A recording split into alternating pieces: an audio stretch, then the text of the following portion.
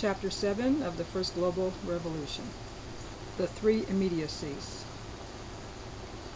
The myriad strands of change which together are constituting the world revolution have to be variously and severally understood, related, opposed, encouraged, diverted, or assimilated. There can be no simple solution or packet of solutions to the tangle of inherent problems.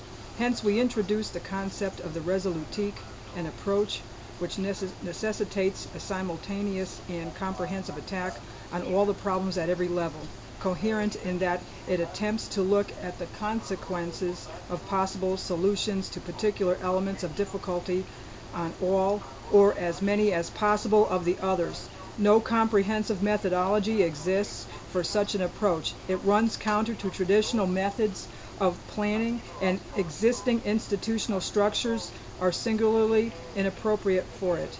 Yet there is no alternative. To tackle the global problematique problem by problem and on a country-by-country basis can only worsen the situation. The task that faces us, therefore, is to grasp 1,000 nettles at the same time. It is true that much thought has been given in recent years to the management of complexity, and some elements of approach have emerged.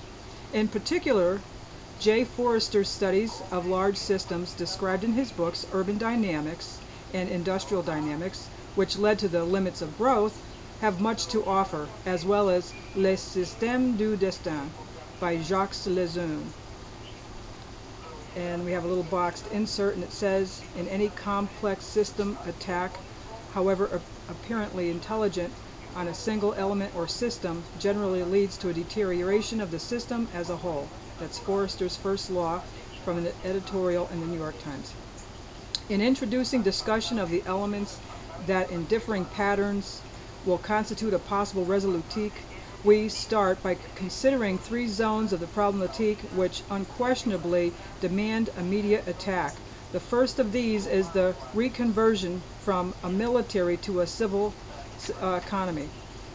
This assertion, which might have seemed perfectly realistic in the light of East-West détente and the substantial progress accomplished thanks to the negotiations conducted on disarmament by the Soviet Union and the United States, seems to have been contradicted and made virtually absurd by the occurrence of the Gulf War. However, the Gulf War is precisely why the problems of disarmament and arms sales control are more than ever very much on the agenda.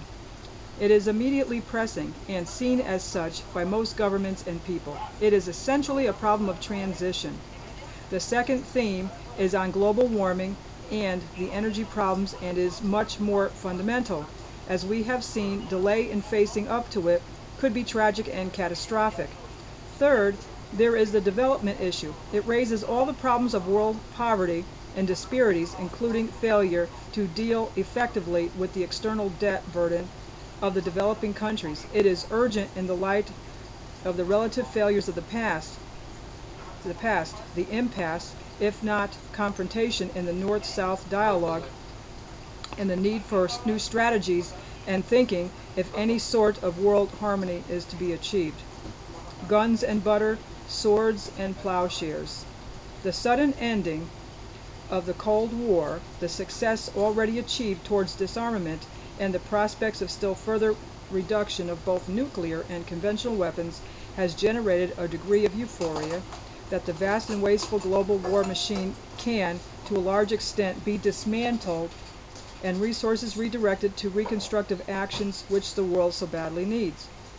While danger of world war has become less imminent, but is not remote, local wars are raging in many places, so complete disarmament is unthinkable in our time. Indeed, the Gulf War in the Middle East shows how easily the major powers can be dragged into conflict, especially one which exposes their vulnerability to the withdrawal of the vital supplies which their hungry economies require. The prospect of a unified and strong Germany also raises historical doubts in both East and West. Signs of the reality of the change are already visible, with agreement for the withdrawal of Soviet troops from Hungary and Czechoslovakia, for a halving of the British forces in Germany, and the destruction in several countries of tanks and other military equipment, disarmament is on the march. The proposed Strategic Arms Reduction Talks, START, hope to reduce U.S. and USSR strategic nuclear weapons by about 1/3, and this is likely to be accompanied by big cuts in conventional forces in Europe. In terms of current proposals from 305,000 U.S. and 565,000 Soviet troops to 225,000 and 195,000 respectively.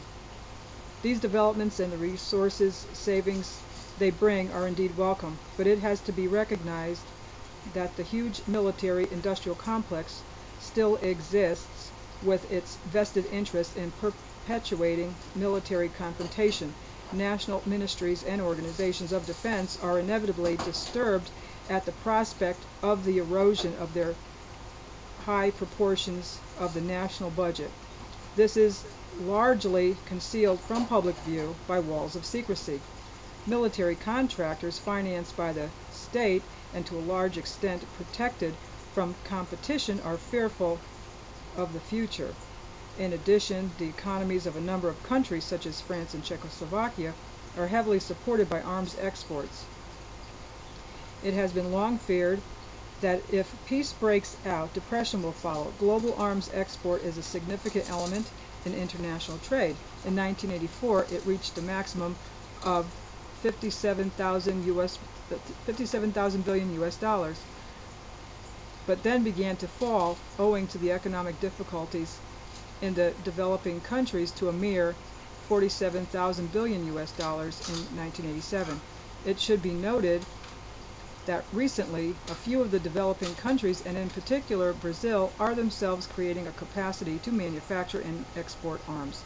In a number of European countries such as Belgium and Austria, the prosperity of the arms industry depends essentially on export and is already suffering severe recession. There is an understandable fear on the part of employees in the arms industries of the unemployment which would result from widespread disarmament. This could prove disastrous not only to individuals but to company towns and whole regions in the main armament producing countries. This concern has been felt for many years in countries such as Great Britain, where workers, groups, and other activists, fearful of large-scale layoffs, have advocated, so far with little success, policies of conversion to non-military production. Certainly, even before generalized disarmament could be anticipated, these fears were very real. First of all, there was a considerable overcapacity after the boom years of the 1980s. The second reason is that with greatly increased technical sophistication of the weaponry, it became more and more capital intensive and required fewer workers. And I'll end it here and pick up in the next video.